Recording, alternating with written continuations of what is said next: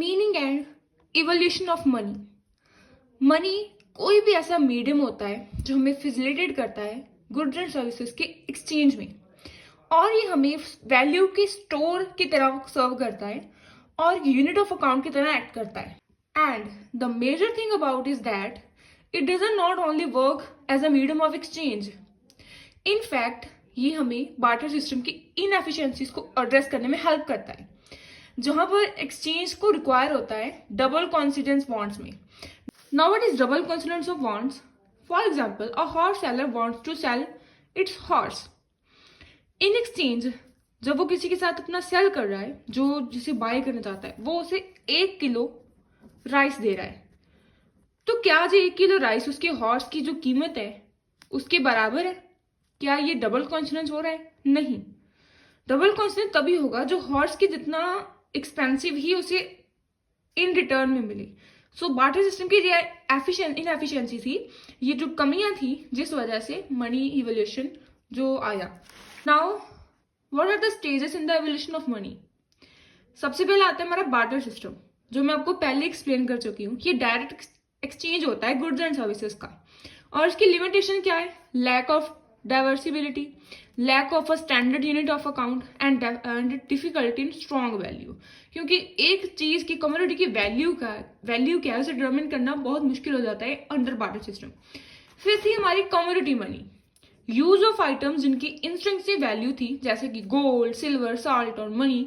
इसे as a community की तरह यूज किया जाता था किसी चीज की वैल्यू को डिटरमिन करने के लिए। इसकी भी बहुत सारी इनएफिशिएंसी थी, सॉरी। और नेक्स्ट हमारा आता है मेटलिक मनी। इंट्रोडक्शन हुई थी कॉइन की, जो कि प्रीशियस मेटल के साथ बने थे, और ये स्टैंडर्डाइजेशन एंड गवर्नमेंट्स के द्वारा के लिए बने गए थे।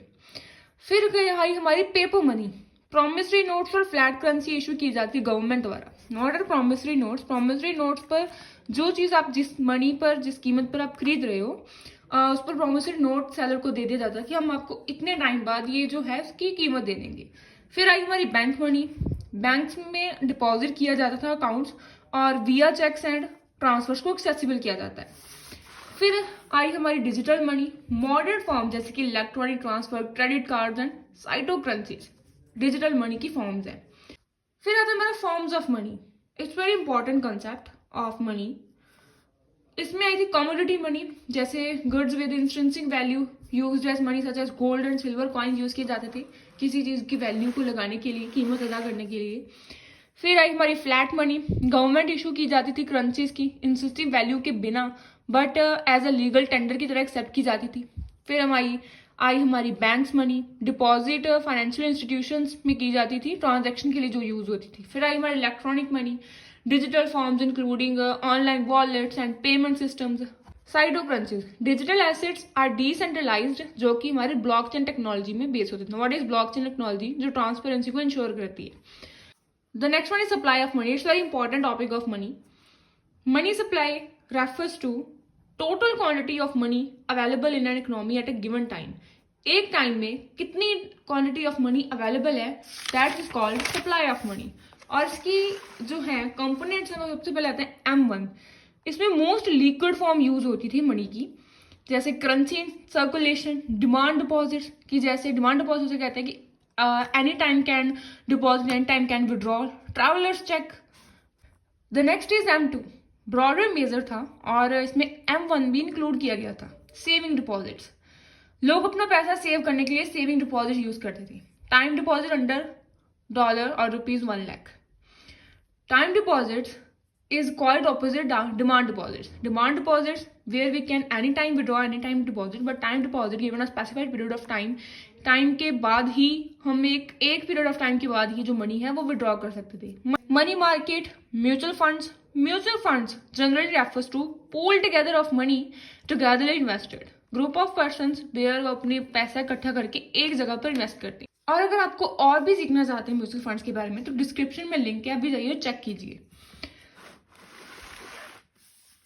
M3, इसमें M2 के रूल्स इंक्लूड थे।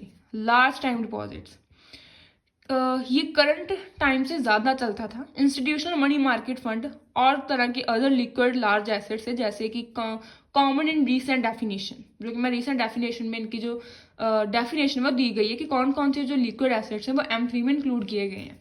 Now what are the factors affecting money supply? सबसे बड़ा फैक्टर आता है सेंट्रल बैंक पॉलिसीज।